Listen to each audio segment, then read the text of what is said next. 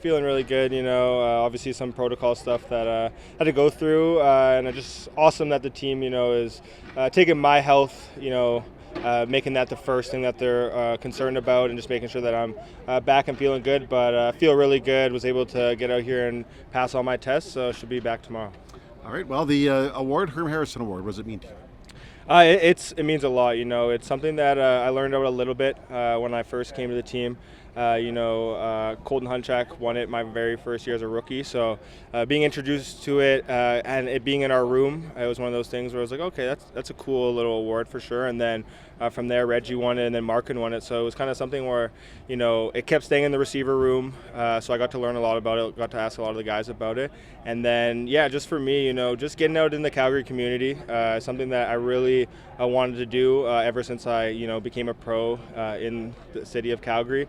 And just get out and just show face and just put smiles on faces, Something that I always tell kids when I go and help out at these camps or, go to see schools is, I was you at one point. I'm a Canadian guy, I was born in BC, grew up loving the CFL, fan of the CFL, and fan of guys in my community who kind of touched my life and kind of showed me what it's like to, be a professional football player, but also give back and have as much love, playing the game, but also giving it back to the community and just passing it forward.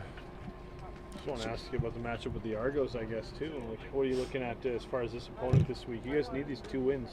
Yeah, it's a big game. They're coming into our home turf. It's the last home game of the year. So, like you said, it's a must-win game for us. But it's also one of those things where, it's the last home game of the season. We want to put on a show for the fans who have backed us all year and kind of stuck by our side. So there's some, weight to it for sure. But for us, it's just going out there and executing and playing our game.